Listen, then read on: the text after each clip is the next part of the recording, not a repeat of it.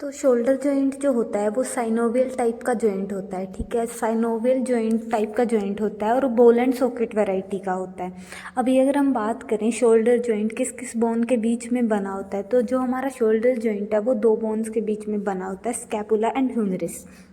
तो अब अगर हम बात करें स्कैपुला का कौन सा पार्ट इन्वॉल्व होता है और ह्यूमरस का कौन सा, तो जो ग्लिनोइडल कैविटी पार्ट होता है स्कैपुला बोन का वो एज अ बॉल एक्ट करता है और जो हेड ऑफ ह्यूमरस होता है वो एज अ सॉकेट काम करता है, ठीक है। तो इस तरीके से ये बॉल एंड सॉकेट जॉइंट होता है। Glenoidal cavity part of scapula and head of humerus act as socket joint. अभी हम अगर हम बात करें आर्टिकुलर सरफेस की, आर्टिकुलर का मतलब होता है द एक्शन और manner in which the parts come together, मतलब किस तरीके से वो पार्ट्स कंबाइन हो रहे हैं। तो वो चीज़ हमने अभी पढ़ी थी ऊपर ही कि ग्लिनोइडल कैविटी ऑफ स्कैपुला इन्वॉल्व होती है और हेड ऑफ ह्यूमरस इन्वॉल्व होता है। तो इस आर्टिकुलेशन को हम क्या बोलते हैं, ग्लिनोह्यूमेरल आर्टिकुलेशन, क्योंकि ये ग्लिनोइडल कैविटी और हेड ऑफ ह्यूमरस से बना होता है, तो इसलिए इस आर्टिकुलेशन को ग्लिनोह्यूमेरल आर्टिकुलेशन बोलते हैं। अभी जो शोल्डर जॉइंट होता है ना वो स्ट्रक्चरली थोड़ा वीक जॉइंट होता है। वो वीक किस लिए होता है, जो ग्लिनोइडल कैविटी होती है ना वो बहुत ज़्यादा छोटी होती है और उसके अलावा वो शैलो भी होती है। शैलो का मतलब होता है उसकी डेप्थ इतनी ज़्यादा नहीं होती कि वो हेड ऑफ ह्यूमरस को होल्ड कर सके, क्योंकि जो हेड ऑफ ह्यूमरस होता है उसका साइज़ 4 इंटू ग्लिनोइडल कैविटी का साइज़ होता है, तो वो इतना ज़्यादा बड़ा होता है, इस वजह से वो इसको इतने अच्छे से होल्ड नहीं कर पाती। इस अरेंजमेंट की वजह से क्या होता है, ग्रेट मोबिलिटी परमिट होती है। Mobility means the ability to move, इसी वजह से इसकी मूवमेंट हम इतने अच्छे से करवा सकते हैं। अभी बात करते हैं जो स्टेबिलिटी ऑफ जॉइंट होती है वो किस किस फैक्टर की वजह से मेंटेन होती है, वो देखते हैं। इसका जो ये फर्स्ट पॉइंट है मैं इसको आपको डायग्राम की हेल्प से समझाती हूँ, वो आपको क्लियर समझ में आएगा। तो अभी ये देखिए जो सबसे ऊपर पॉइंट हाईलाइट कर रखा है इसको बोलते हैं एक्रोमियन प्रोसेस। उसके बाद ये जो नीचे पार्ट है ये कोराकोइड प्रोसेस होता है और इन दोनों को, एक्रोमियन प्रोसेस को और कोराकोइड प्रोसेस को, एक लिगामेंट जोड़ता है। उस लिगामेंट को कोरैको एक्रोमियल लिगामेंट बोलते हैं। तो इस कंप्लीट इन तीनों चीज़ों को मिला के एक्रोमियन प्रोसेस, कोराकोइड प्रोसेस और कोरैको एक्रोमियल लिगामेंट, इन तीनों को मिला के हमारी बनती है कोरैको एक्रोमियल आर्च। और ये किस चीज़ में हेल्प करती है, ये स्टेबिलिटी प्रोवाइड करने में हेल्प करती है। नेक्स्ट जो फैक्टर है वो होता है मस्कुलोटेंडेनियस कफ ऑफ शोल्डर। मस्कुलोटेंडेनियस कफ का आपको पता ही होगा, ये जो होता है ये 4 मसल्स का कॉम्बिनेशन होता है। उनको आप याद रख सकते हो SITS से। ये 4 मसल्स कौन कौन सी होती हैं आपकी, सुप्रास्पाइनेटस, इंफ्रास्पाइनेटस, सबस्कैपुलैरिस और टेरिस माइनर। इन चारों मसल्स का कॉम्बिनेशन से आपका बनता है मस्कुलोटेंडेनियस कफ, जो कि आपके शोल्डर जॉइंट को स्टेबिलिटी प्रोवाइड करने में हेल्प करता है। शोल्डर जॉइंट की स्टेबिलिटी को मेंटेन करने के लिए ग्लिनोइडल लैब्रम जो है वो भी हेल्प करता है। वो क्या करता है, जो ग्लिनोइडल फोर्स है उसको डीपन कर देता है।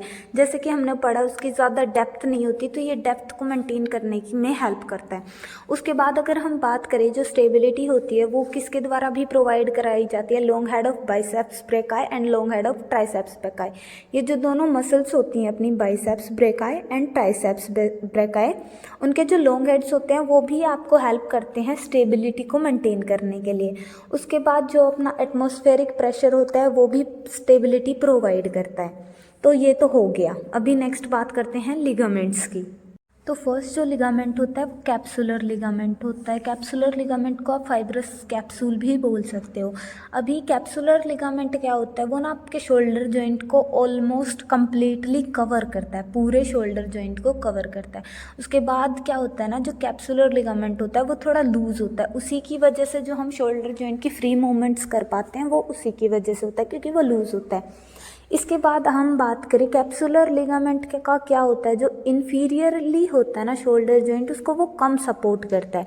उसके कम सपोर्ट की वजह से क्या होता है कि उधर डिसलोकेशन कॉमन होती हैं। जैसे शोल्डर जॉइंट में आप अगर डिसलोकेशन पढ़ोगे तो इन्फीरियरली वो कॉमन मिलेंगी, जो कि क्या होता है क्योंकि वो एक्सिलरी नर्व को डैमेज कर देता है, इस वजह से। अभी हम बात करें अटैचमेंट ऑफ कैप्सुलर लिगामेंट की। सबसे पहले मीडियली देखते हैं। जो कैप्सूल होता है ना वो स्कैपुला पे जो सुप्राग्लिनोइडल ट्यूबरकल होता है उससे भी आगे जाके अटैच होता है, और उसके अलावा मार्जिन ऑफ लैब्रम जो होते हैं स्कैपुला बोन के उधर भी अटैच होता है। चलो अब नेक्स्ट देखते हैं लेटरली कैसे अटैच होता है। तो जो एनाटॉमिकल नेक होती है ह्यूमरस की, उसके साथ ये लेटरली अटैच होता है। इसकी कुछ एक्सेप्शंस होती हैं, वो अब हम पढ़ेंगे। तो जो कैप्सुलर लिगामेंट की जो अपनी अटैचमेंट होती है ना, वो क्या होता है, इन्फीरियरली वो एक्सटेंड कर जाती है सर्जिकल नेक तक। वो ना आगे एक्सटेंड करके सर्जिकल नेक तक होती है इन्फीरियर अटैचमेंट। और उसके बाद आप सुपीरियरली उसको देखोगे ना, तो क्या होता है, वो डेफिशिएंट होती है। वो डेफिशिएंट क्यों होती है? क्योंकि उधर से एक टेंडन पास करता है। टेंडन कौन सा? Long head of biceps brachii. उसके पैसेज के लिए उसको डेफिशिएंट होती है ताकि वो टेंडन पास कर सके सुपीरियरली। अभी एंटीरियरली अगर हम बात करें तो कैप्सुलर लिगामेंट को क्या होता है, सप्लीमेंट्री बैंड मिल जाते हैं। उसको 3 सप्लीमेंट्री बैंड मिल जाते हैं, सुपीरियर, मिडल एंड इंफीरियर। और ये क्या होते हैं, ग्लिनोह्यूमरल लिगामेंट होते हैं, जो ग्लिनोइड कैविटी को ह्यूमरल बोन से अटैच करते हैं। तो एंटीरियरली क्या होता है, इसको 3 बैंड मिल जाते हैं, सुपीरियर, इंफीरियर एंड मिडल, जो कि ग्लिनोइडल ह्यूमरल लिगामेंट्स होते हैं। तो जो एरिया होता है superior and middle glenohumeral ligament का, जो ऊपर हमने ये बैंड्स वाला जो लिगामेंट पढ़ा था, ग्लिनोह्यूमरल लिगामेंट, जो इसके बीच का एरिया होता है, जो इसमें से सुपीरियर एंड मिडल के बीच का जो एरिया होता है, उसको बोलते हैं पॉइंट ऑफ वीकनेस। कैप्सूल के अंदर पॉइंट ऑफ वीकनेस बोलते हैं इसको। इसका प्रॉपर नाम क्या होता है, फोरामेन ऑफ विट ब्रेक। इसकी वजह से क्या होता है, ये कॉमन साइट होती है अपनी किस चीज़ की, जो anterior dislocation of humerus head होता है ना, उसकी। अभी हमने कहाँ पढ़ा था, जो बैंड कहाँ थे, एंटीरियरली थे ना वो बैंड, उनकी वजह से क्या होता है, इधर पॉइंट ऑफ वीकनेस क्रिएट होता है कैप्सूल के अंदर, कैप्सूल लिगामेंट के अंदर, जो कि कॉमन साइट होती है किसकी, anterior dislocation of humerus head. Capsule जो होता है वो लाइंड किया जाता है किसके द्वारा, साइनोवियल मेम्ब्रेन के द्वारा। अभी सेकंड लिगामेंट की हम बात करें तो कोरेकोह्यूमरल लिगामेंट होता है। इसके प्रॉपर नाम में ही दे रखा है, कोरेको मतलब कोरेकोइड प्रोसेस और ह्यूमरस।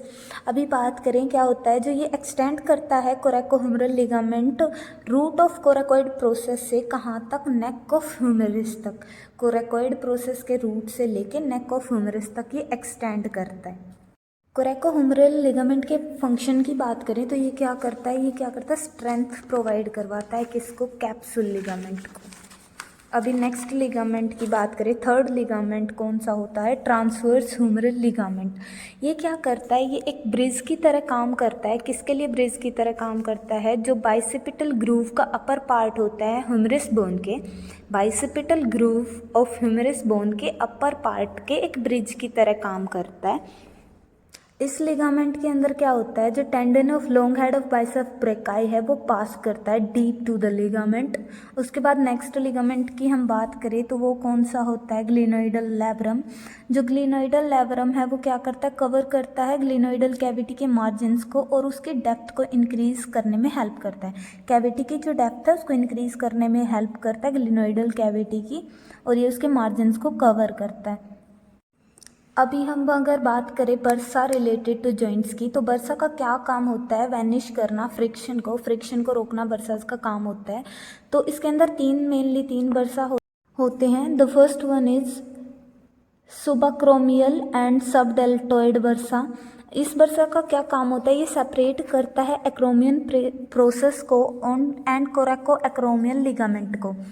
एक्रोमियन प्रोसेस और कोरेको एक्रोमियल लिगामेंट को ये सेपरेट करने का काम करता है। ये किससे सेपरेट करता है, सुप्रास्पाइनेटस टेंडन से, और स्मूथ मोशन होने में ये हेल्प करता है, स्मूथ मोशन को परमिट करता है ये, और इनको सुप्रास्पाइनेटस टेंडन। जो सेकेंड बर्सा होता है वो होता है सबस्कैपुलैरिस बर्सा, और जो थर्ड बर्सा होता है वो इंफ्रास्पाइनेटस बर्सा होता है। अभी शोल्डर जॉइंट के रिलेशंस की बात करते हैं। तो सुपीरियरली अगर हम देखें, सुपीरियरली क्या होता है, सुपीरियरली कोरेको एक्रोमियल आर्च होती है, सब एक्रोमियल बर्सा होता है, सुप्रास्पाइनेटस और डेल्टोइड। डेल्टोइड तो आपके ना तीनों में आएगी, इन्फीरियरली को छोड़ के तीनों में आएगी। डेल्टोइड तो आप वैसे ही लिख सकते हो। अभी हम बात करते हैं इन्फीरियरली क्या होता है। Inferiorly long head of triceps brachii, axillary nerve, post circumflex humeral artery. और अब एंटीरियरली अगर हम देखें इसको, एंटीरियरली क्या होता है, subscapularis, coraco brachialis, short head of biceps brachii and deltoid. Anteriorly subscapularis muscles होती है, कोरैकोब्रैकियलिस होता है, short head of biceps brachii, और उसके अलावा क्या होता है, डेल्टोइड होता है। अभी हम बात करें पोस्टीरियरली की, पोस्टीरियरली क्या होता है, इंफ्रास्पाइनेटस टेरिस माइनर डेल्टोइड। एक रिलेशन और होता है विद इन द जॉइंट वाला, जो कि क्या होता है, tendon of long head of biceps brachii, जो कि उसके अंदर से पास ऑन करता है, जो हमने पीछे पढ़ा था। अब हम ब्लड सप्लाई की अगर हम बात करें, ब्लड सप्लाई को आप एक ट्रिक से लर्न कर सकते हो, पास PASS। उसका क्या मीनिंग हुआ, पोस्टीरियर सर्कमफ्लेक्स ह्यूमरल वेसल्स और anterior circumflex humeral vessel, suprascapular vessels, subscapular vessels. उसके बाद हम बात करें नर्व सप्लाई की, तो नर्व सप्लाई को भी आप एक ट्रिक से याद कर सकते हो, SAM। इसमें क्या है, एक्सिलरी नर्व है, मस्कुलोक्यूटेनियस नर्व है, सुप्रास्कैपुलर नर्व होती है।